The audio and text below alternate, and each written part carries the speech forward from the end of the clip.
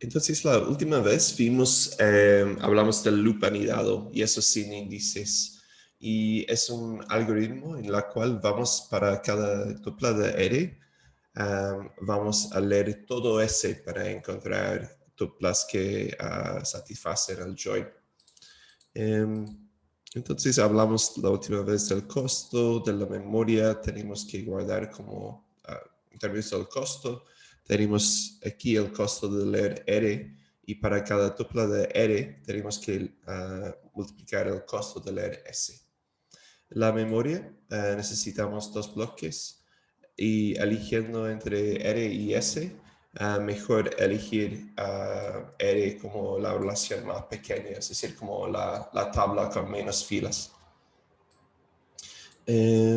Entonces, preguntamos cómo podemos optimizar esta forma de hacer joins. Y la respuesta es que muchas veces vamos a tener índices disponibles si hemos definido esos índices o si en el caso de Postgres las columnas involucran la llave primaria de la tabla. Esos datos son indexados automáticamente. Entonces, podemos usar índices. Entonces, loop anidado con índices, index nested loop join en inglés. Significa que vamos a usar en S el índice. Entonces, la idea esta vez es que para cada tupla R, en R, vamos a buscar en S las tuplas que satisfagan el join. Y vamos a usar el índice en este caso para hacer eso. Entonces, no vamos a leer todo S esta vez, sino vamos a buscar en S para las tuplas compatibles con R aquí. Entonces, ¿cómo funciona eso? De nuevo, tenemos dos relaciones simplificadas con simplemente un valor numérico en cada fila, ¿sí? Y tenemos los datos guardados en bloques, tal que tenemos 3 tuplas por bloque, ¿sí? Y bueno, para hacer el join entre R y S, vamos a asumir que tenemos un índice en S. Así que vamos a empezar con la primera tupla de R, no importa su orden o nada así. Y podemos ver aquí, por ejemplo, tenemos los datos en un índice ordenado como un árbol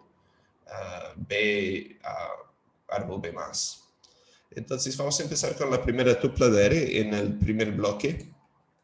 Y simplemente vamos a buscar aquí en ese el bloque que tiene esos datos. ¿Sí? Y saben que si hay valores de 6, deberían estar en este bloque. ¿Sí?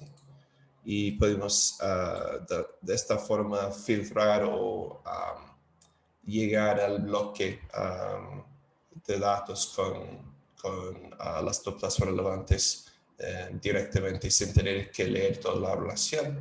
Y aquí tenemos el join 6.6. Y bueno, después vamos a leer 3 y vamos a hacer una búsqueda. Los datos deberían estar en este bloque aquí y vamos a leer estos datos y cuando llegamos a 4 aquí, sabemos que no pueden haber más datos para hacer un join con 3.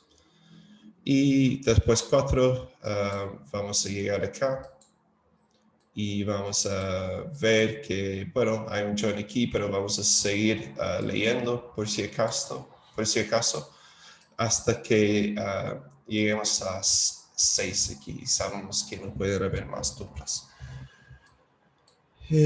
Y así, de esta forma. Ok. Entonces, el punto importante es para cada tupla de R, estamos leyendo R todavía, pero vamos a buscar en S usando el índice. Vamos a buscar las tuplas compatibles en S. Y aquí tenemos el resultado.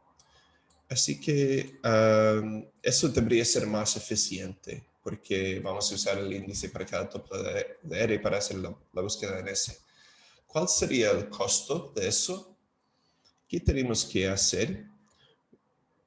Bueno, analizando un poco la descripción del algoritmo aquí, tenemos el costo de leer R, ¿sí? Y además, para cada tupla de R, tenemos que buscar en S. Entonces, lo que cambia con respecto a la otra versión sin índice es el costo de encontrar las tuplas en S. ¿Sí? Entonces, el costo sería algo parecido, salvo que en este caso, en vez de tener el costo de leer todo eso, todo S, tenemos el costo de buscar en S. Y eso depende del índice que tenemos, ¿cierto? Como puede ser que tenemos algo log n, que tenemos algo O1, lo que sea. Entonces, en el peor caso, vamos a tener que leer, como es una generalización de alguna forma de lupanidad o sin índices. En el peor caso, tendremos que leer todo ese.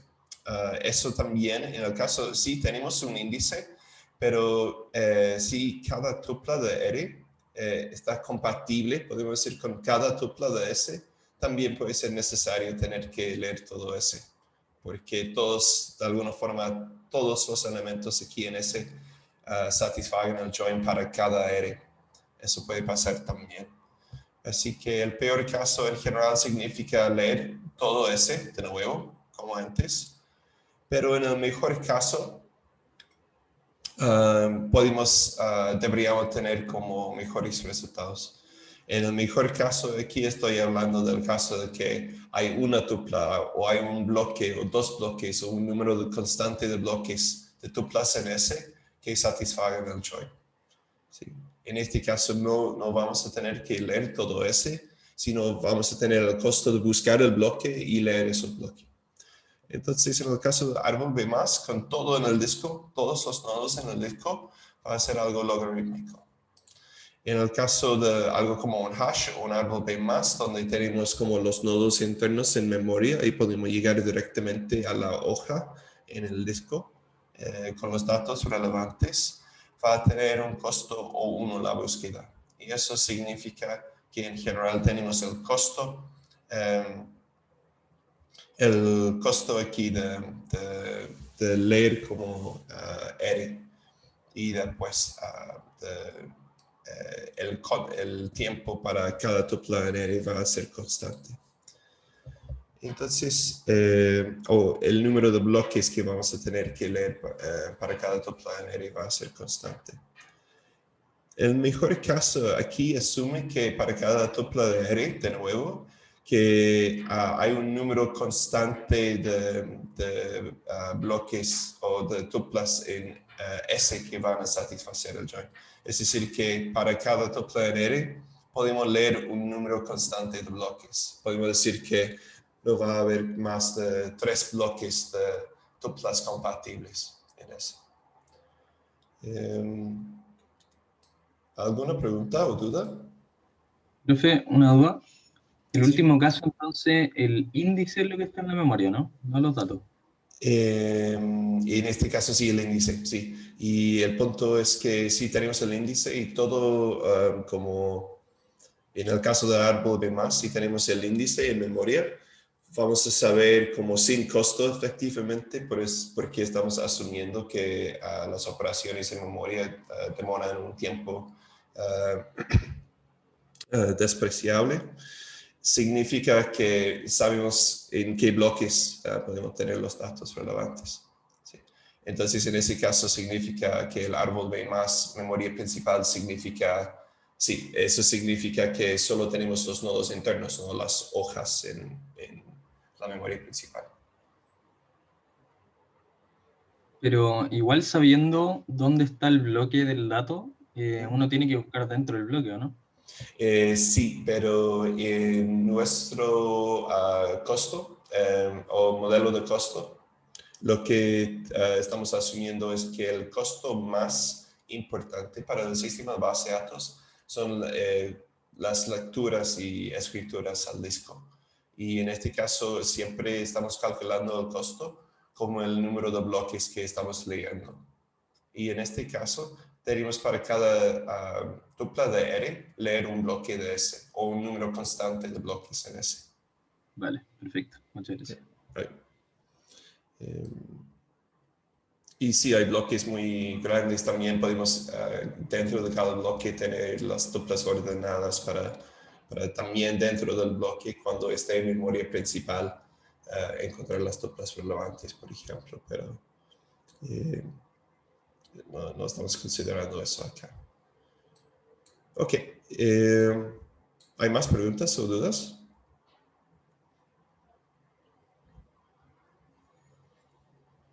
Ok, entonces en términos de la memoria, es como tiene el mismo costo en términos de memoria, se necesita la misma capacidad. Es decir que en general, perdón, necesitamos 2 tuplas. Ahora si también tenemos que tener los índices en memoria, eso puede tener un costo adicional, pero en general, sin considerar como el espacio tomado por el índice, en general solo necesitamos 2 bloques de tuplas y eso no es mucho. Elegir entre R y S, ¿hay alguna diferencia? Podríamos hacer como S join R o R join S y claro que no va a ser como simétrica la decisión, las opciones. Eligiendo entre R y S, ¿cuál es mejor? Como vimos antes, mejor como elegir R más pequeña para ahorrar tiempo. Entonces, empezar con la relación más pequeña o con menos tuplas. Empezar con la tabla con menos tuplas. Profe, una mini duda. ¿Por Sí. qué el costo en memoria era 2 tuplas? Hay que tener la R y ¿cuál otra más? Sí, sería S también. Entonces, para cada tupla de R aquí, vamos a tener un bloque de tuplas en memoria, por ejemplo. Y después vamos a buscar S. Es decir, que vamos a tener que leer un bloque de S. Sí. Ya, vale. Así que dos bloques es como el mejor caso, no podemos hacer mejor que eso. Bueno, quizás, pero habría que borrar el bloque de R y después leer el bloque de S y después regresar al bloque de R e intentar como encontrar el punto. No sería muy práctico, pero en general 2 bloques, 2P sería, no es mucho, es poco. Algunos como kilobytes o algo así. Entonces, hemos visto como el primer algoritmo, podemos decir, como general de joins, loop anidado con y sin índices. Vamos a ver 3 algoritmos de join. Y bueno, entonces el segundo algoritmo de join, que se llama hash join, es más simple de alguna forma. Lo que vamos a hacer para hacer la join entre R y S es guardar S en memoria principal. ¿Sí? Vamos a guardar S en memoria principal.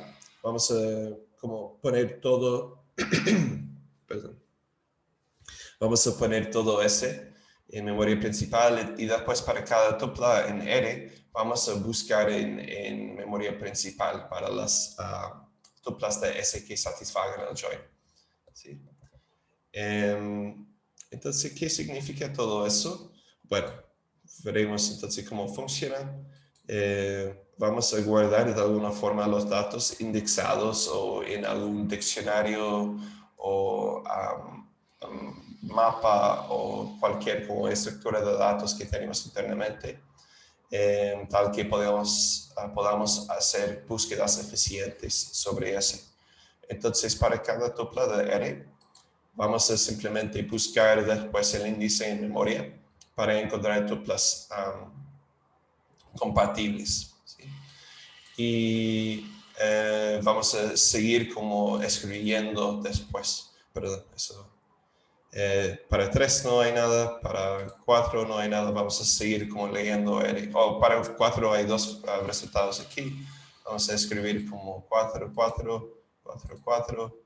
Vamos a pasar a 2 y de esa forma, para cada tupla en R, vamos a buscar como en memoria en S para las tuplas relevantes que satisfagan el join con esa tupla de R.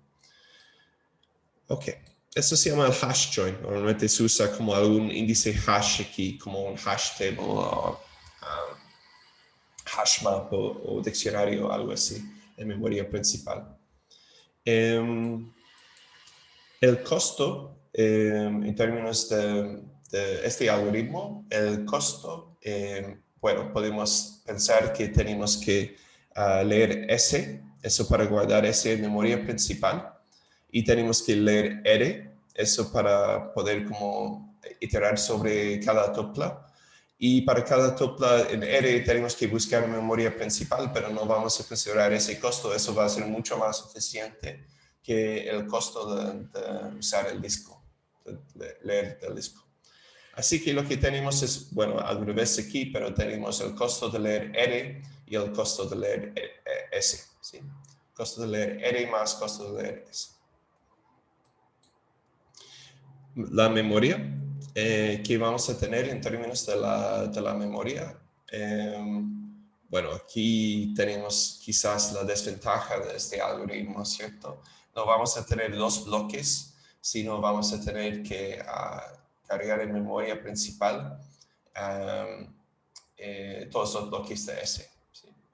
Entonces vamos a tener que guardar como todas las tuplas en S y un bloque de tuplas, eso para el bloque de R activamente en la memoria. Sí, ese no tiene bloques. Sí. En memoria no vamos, en general vamos a considerar porque no tenemos bloques en la memoria principal. Vamos a considerar el costo en términos de tuplas. Va a ser más fácil así. Pero uno podría cambiar eso aquí igual, pero aquí estamos hablando de filas, podemos decir. Así que tenemos que guardar todo ese y tenemos que guardar como un bloque de tuplas además de R. Y eligiendo entre R y S, bueno, en este caso sería de alguna forma, dado que tenemos que leer ambos en términos del costo, es simétrico de alguna forma en términos de tiempo. Pero lo que podríamos hacer es intentar como elegir S, S como la relación más pequeña. Y eso para ahorrar en este caso no el tiempo, sino la memoria. Para usar menos memoria, podemos poner en memoria principal la relación más pequeña. No Profe, tiene... ¿Sí? tengo ahí una pregunta sobre el costo, porque es igual para R y para S, porque a pesar de que S esté en memoria principal, hay como que leer los datos del disco y traspasarlos así a la memoria, por eso. Sí, en términos, el costo en términos de leer los bloques, siempre estamos contando cuántos bloques tenemos que leer como el costo. Así que en ambos casos, no quiero decir que es como exactamente lo mismo, pero cambiando R o S aquí podemos ver que el costo general en términos del número de bloques que vamos a leer va a ser equivalente, no importa si estamos haciendo S join R o R join S, vamos a tener que leer ambas relaciones una vez. Y el costo puede tener como una diferencia luego, por ejemplo, si estamos buscando S aquí, S es más grande que R, si estamos cargando como S en memoria principal, puede ser un poquito más lento buscar en S después, ¿cierto? Pero no estamos considerando que esos costos en memoria principal tienen una demora como despreciable. Ok, gracias. Okay. Profe, el Sí. índice hash también se guarda en memoria principal, ¿no? O sea, se guarda ese y El índice hash, de hecho, no existe un índice hash. El índice, bueno, no como funciona en el árbol de más. El índice es lo que como hace la función entre los datos y la ubicación en un bloque, lo que toma una llave y dice dónde está en el disco o en la memoria principal en este caso, es una función hash. Entonces recibe una llave y puede decir directamente en qué ubicación de la memoria está. pero en este caso, como todos los datos relevantes para el índice hash en memoria principal están en memoria principal. ¿Sí? Vale, gracias. Ok. Entonces, el tercer tipo de algoritmo que tenemos se llama el merge join o el sort merge join. Voy a explicar qué significa antes y después hablaremos de la diferencia entre las dos. Pero podemos hacer el join entre R y S ordenando antes R y S por los atributos del join. ¿Sí? Y después podemos aplicar un merge sort sobre los datos. Y para cada tupla de R y S que satisfagan el join, escribir a la salida la tupla del join. Así que la idea es como que tenemos las relaciones en cualquier orden originalmente. Vamos a ordenar los datos en el disco. Y bueno, tenemos aquí ahora los datos ordenados. Luego, ¿qué vamos a hacer? Simplemente vamos a hacer un merge sort. Eso significa que, por ejemplo, aquí estamos en 1 y 1, así que vamos a avanzar o vamos a imprimir 1, 1 porque satisface el join.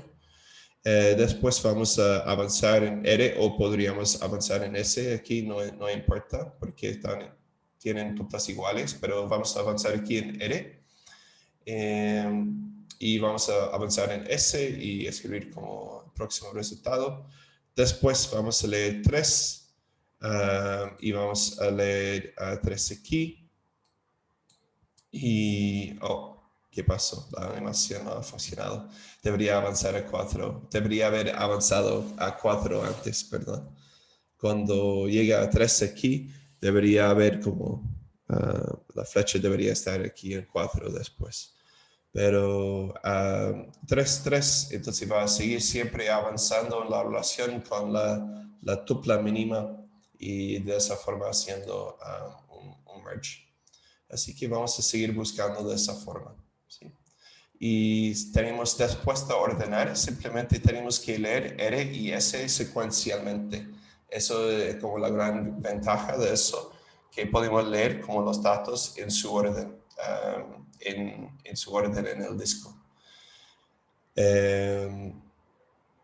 Bueno, entonces tenemos que considerar después como los costos.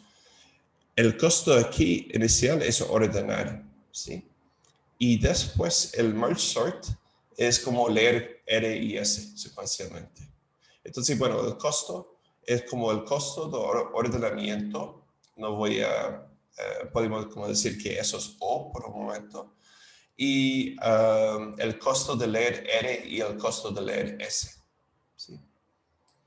Ahora, eso parece ser algo un poco raro, ¿no? Vamos a ordenar toda la relación o ambas relaciones para hacer el join. La cosa es que en algunos casos ya podemos tener en el índice como un árbol B+, los datos ordenados exactamente como necesitamos los datos ordenados para hacer el join.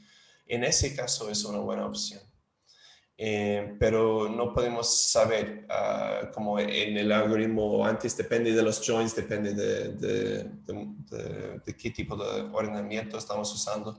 Pero sí tenemos los índices ordenados en el orden que necesitamos para el join. O aquí puede ser 0.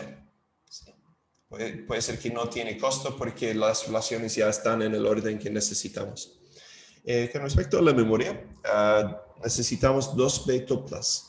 Aquí no estoy considerando como el costo de ordenar las relaciones, pero después aquí vamos a necesitar como 2 B-tuplas. Elegir entre R y S. Bueno, en este caso podemos revisar el algoritmo y ver que realmente no importa tanto, ¿cierto? Es decir, que no podemos diferenciar aquí ninguna parte entre R y S completamente simétrico, ¿sí? Así que no importa.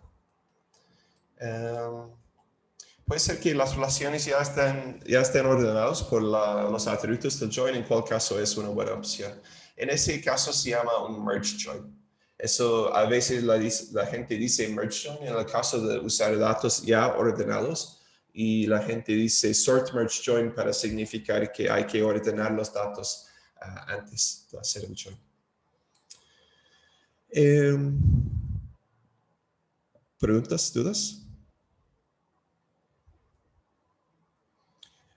Ok. Entonces los joins son como la operación más importante en el contexto de sistemas de base de datos. Casi, no quiero decir casi todas las consultas, pero es la operación probablemente más común. Joins, proyección, son las operaciones más comunes en base de datos. Así que en las consultas en la práctica. Así que optimizar los joins es una prioridad muy importante para base de datos. Hemos visto como 3 algoritmos de join que son bastante común en sistemas de base de datos como Postgres o MySQL o MariaDB o lo que sea. Pero hay también más algoritmos para hacer joins. No son los únicos algoritmos para hacer joins. Entonces, ¿cuál es mejor? Eso es la pregunta. Y hemos visto varias ventajas y desventajas de cada opción. Así que loop anidado sin índice es como leer S y para cada tupla de R, como leer todas las tuplas de S, nunca es bueno. Pero a veces no se puede hacer mejor. Sí, a veces es la mejor opción porque no se puede hacer mejor que eso. Entonces, loop anidado sin índice no es una buena opción en general, pero a veces es como lo mejor que uno puede hacer. Loop anidado con índice es bueno cuando el índice esté disponible. Eso es una condición de poder hacer como el loop anidado con índice.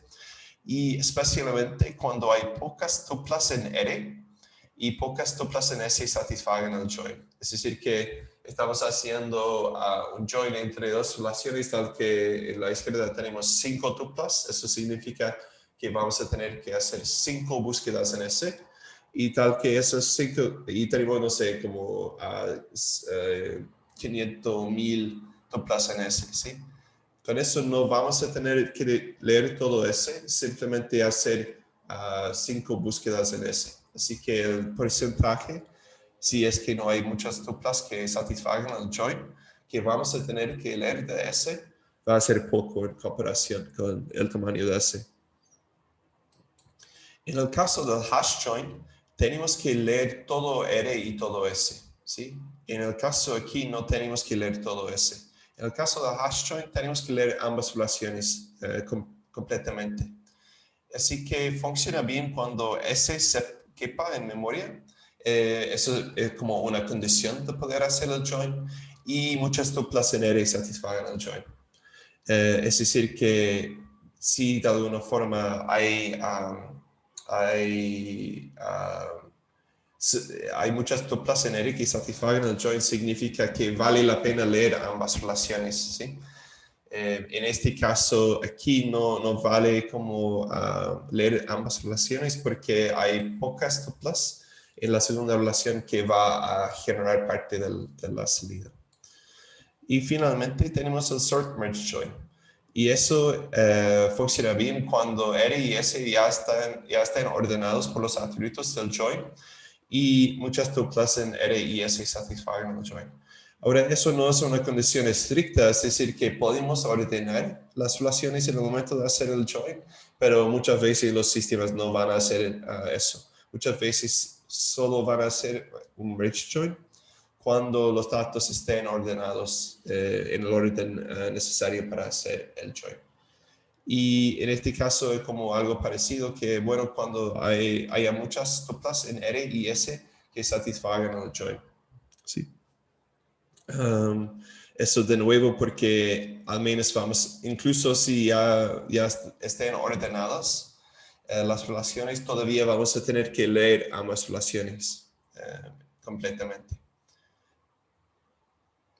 Así que aquí tenemos como una comparación entre los algoritmos que hemos visto. ¿Alguna duda o pregunta? Y bueno, la gracia es que no van a tener que recordar todo eso. Ojalá pueden entender los argumentos acá, pero es el sistema de base de datos que va a tener que elegir como el algoritmo apto para algún momento. Yo creo que el punto más importante acá es que no es tan simple como que vamos a implementar el mejor algoritmo, porque el mejor algoritmo no existe. Puede depender de qué datos, qué índices hay, las cardinalidades de las relaciones, es decir, cuántas tuplas hay en las instancias de las relaciones, etc. ¿A qué se refiere con el índice esté disponible? Eso significa que, como vimos en la primera parte de la clase, tenemos que definir índices explícitamente en el sistema de base de datos. Y tenemos que decir como, por ejemplo, bueno, vamos a indexar la columna año de película, ¿sí? Y si no hemos especificado eso, y si año no forma parte de la llave primaria, el índice simplemente no va a ser disponible. Así que necesitamos el índice acá para poder buscar en ese en vez de leer ese cada vez. Entonces, es lo que significa el índice esté disponible, que el administrador ha definido ese índice. Ok, entonces para ver la planificación, es lo que ahora en el lab lo que van a hacer es, van a ver como el rendimiento de las consultas con y sin índices. Hemos preparado dos esquemas idénticos, salvo y con datos más grandes que hemos visto antes, salvo que en un esquema no tiene índices y en el otro esquema sí tiene índices, y van a tener que hacer consultas, ver su planificación y después ver los tiempos en términos de cuánto tiempo se puede ahorrar con los índices. Para ver la planificación, para ver cómo está evaluando el sistema de base de datos una consulta particular, se puede usar Explain Analyze. Explain es para simplemente ver el plan, la planificación de la consulta. Y Analyze es para evaluar la consulta y ver el análisis. Va a computar los resultados y después va a decir cuántos resultados hubo, cuánto tiempo demoró, y también se puede combinar ambos. Ver la planificación y evaluar la consulta y generar algunas estadísticas sobre su costo. Así que van a usar ese comando en el lab también. En este caso, tenemos una consulta sobre una tabla. De hecho, el nombre del esquema ha cambiado ahora, pero no importa. Tenemos una consulta sobre una tabla y estamos usando Explain Analyze.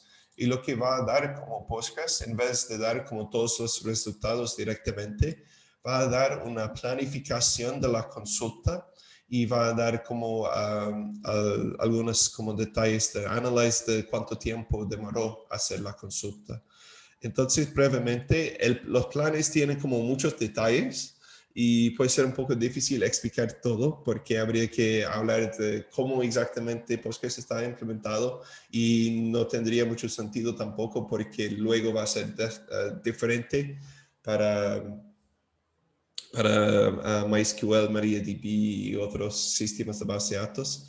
Brevemente, hablando de qué está pasando acá, vamos a identificar las operaciones que hemos visto antes. Y la primera cosa es, aquí dice como secscan, eso como lectura secuencial que vimos en la primera parte de la clase. Es decir, leer todo la tabla, ¿sí? Luego, y aquí es el nombre de la tabla. Aquí tenemos algunas estimaciones del costo. Eso es como antes de evaluar la consulta y viene de Explain. Es de alguna forma una estimación del costo de la planificación. Dice aquí como el número de inicio, dice que va a empezar este proceso al inicio de la consulta. La consulta va a iniciar con esta operación y debería demorar como 53 perdón, una estimación de 53 segundos, es como milisegundos, entonces tiene un costo grande. La estimación es que va a producir 2 filas y que va a tener 47 bytes. Por supuesto, si tenemos filas muy largas o muy cortas, podría afectar también el tamaño de los datos buscados, así que 47 bytes. Y bueno, aquí es como el tiempo que realmente demoró en la práctica. Eso es la parte de analyze, ¿sí? ¿Qué tenemos después? Tenemos los operadores de filtro, es decir, que aquí vamos a leer todo y adentro vamos a filtrar como por tal que nombre igual a Whiplash y año igual a 2014. Aquí tenemos la condición de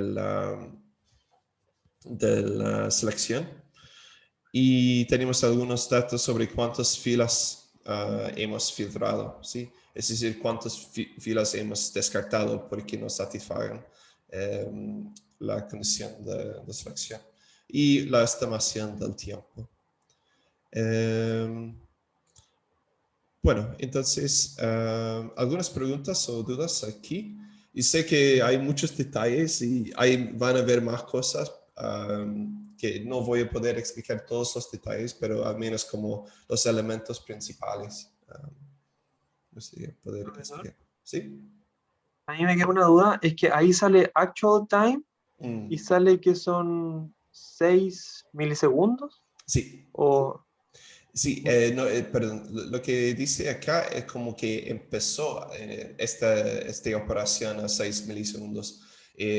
Quizás tenía que de alguna forma ver algunos metadatos de la tabla o buscar o empezar a leer, pero tenía como demoró como 6 minutos para empezar esta operación aquí y terminó después de 400 milisegundos. Y podemos ver que eso efectivamente fue el costo más o menos total de la operación. Estuvo en esta operación, que empezó en esa parte y terminó en esa parte. Perdón, o sea ¿no? que la ejecución, el tiempo de ejecución al final es lo que toma todo, como globalmente Sí, todo este proceso. exactamente. Y habría que sumar, para elegir el plan primero, hay un costo. Eso sería para decir que, bueno, vamos a hacer un scan secuencial y vamos a hacer un filtro dentro y estimar su costo. Eso tiene un costo en este caso porque es una consulta simple de una fracción de un milisegundo. El tiempo total sería la suma de ambos aquí. Okay. Para una pequeña corrección que dije que demoró como 402 milisegundos, aquí no es cierto, sería 402 milisegundos menos 6 milisegundos, entonces 390, pero bueno, es un detalle. 396. No. Bueno.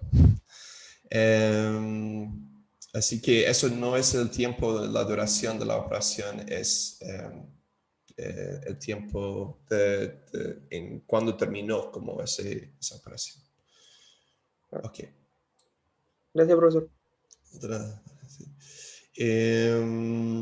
Bueno, ¿qué cambia ahora? Tenemos índices. Tenemos exactamente la misma consulta, pero vamos a evaluar la consulta sobre un esquema con índices.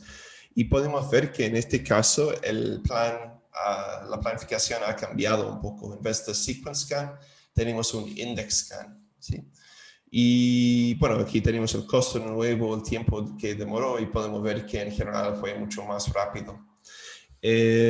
Así que en vez de un filtro tenemos una condición del índice, buscar en el índice los datos tal que satisfagan como esta condición de selección. En este caso vamos a buscar directamente en el índice y por eso demora una fracción de un milisegundo en vez de cientos de milisegundos leer todas las filas. Un breve punto es que es importante como tener en cuenta que uno podría preguntarse ¿por qué es importante? ¿Por qué me importa si la consulta demora una fracción de un milisegundo o 400 milisegundos? Un usuario no se va a dar cuenta de la diferencia entre ambos. Ambos funcionan bien, ¿cierto? Bueno, la diferencia es que hay que considerar que el sistema de base de datos puede estar evaluando muchas consultas muchos usuarios en paralelo.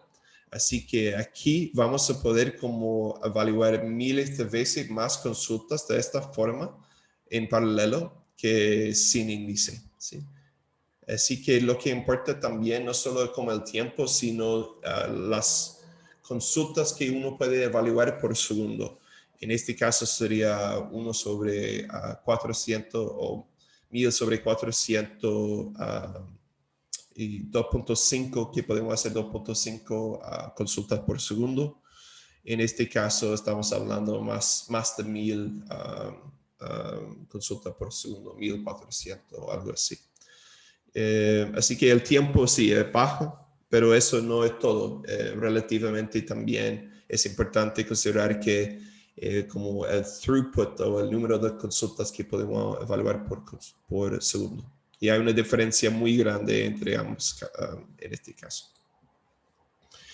Profesor, ¿sí? Tengo una duda. Esa diferencia, ¿no es cierto?, cuando el programa decidió ocupar una búsqueda secuencial y una búsqueda por índice, ¿es dada por alguna acción que tomó usted como programador o simplemente el programa la eligió porque era más conveniente? Sí, en este caso lo que vas a hacer para contestar la pregunta primero es como el sistema de base de datos va a elegir el mejor plan. Ahora hay formas de forzar al sistema de base de datos a hacer la consulta de una forma u otra, pero en general no es necesario. Es el sistema de base de datos que va a tomar en consideración muchos datos, mucha información para elegir la mejor planificación de consulta. ¿Y qué va a considerar? Va a considerar los índices que hay disponibles, eso para elegir cuáles operadores puede usar. En este caso solo puede usar como IndexCAD y de hecho aquí dice el nombre del índice que va a usar, solo si esté disponible el índice. Entonces va a haber antes como todas las opciones de operadores o formas de hacer join o índices, va a ver como cuáles son sus opciones.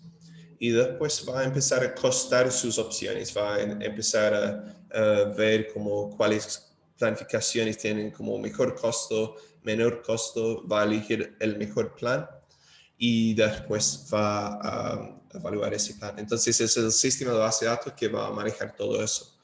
Y no sería trivial incluso para un experto porque usa también estadísticas de los datos para elegir como que voy a empezar con R aquí, no sé, puede ser película, y después voy a hacer el join con un personaje porque va a ser más eficiente así, basado en las estadísticas de los datos.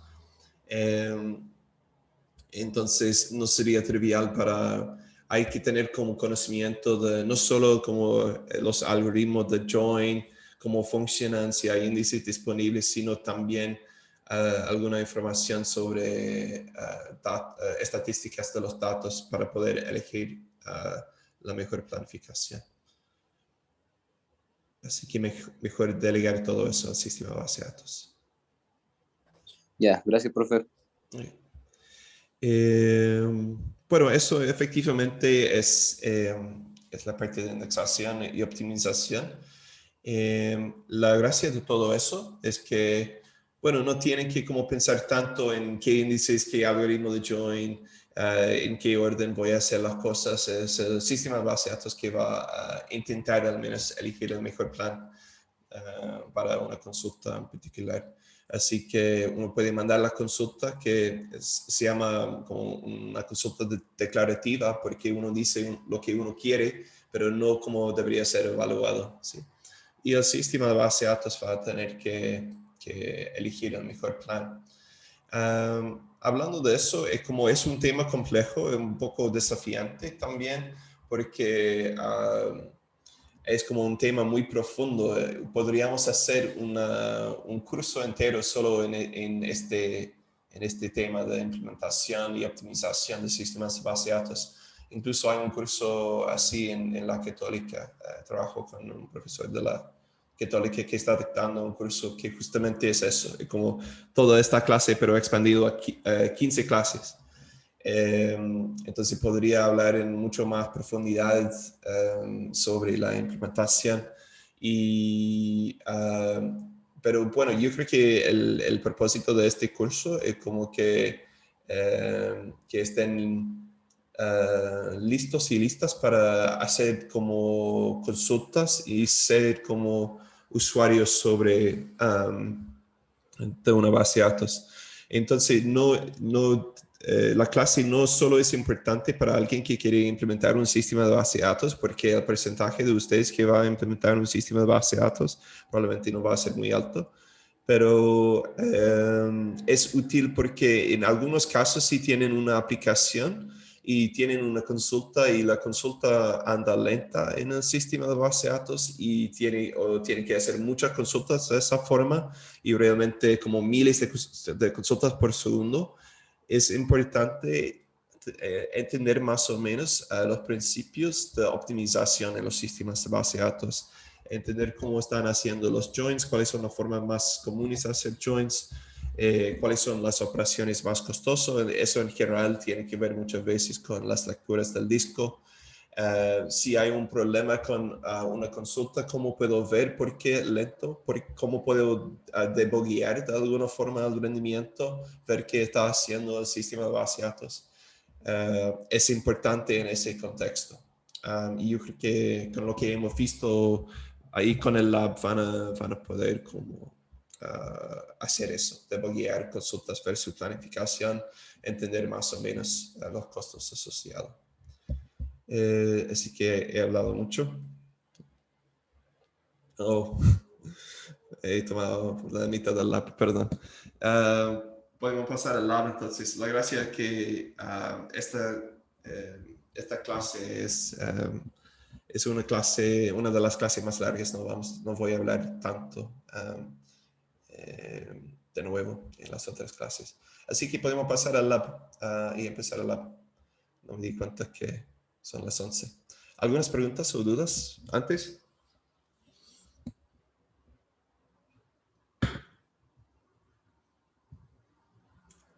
Ok. Entonces nos vemos en el Discord en un par de minutos. Nos vemos. Chao, profe. Chao, chao.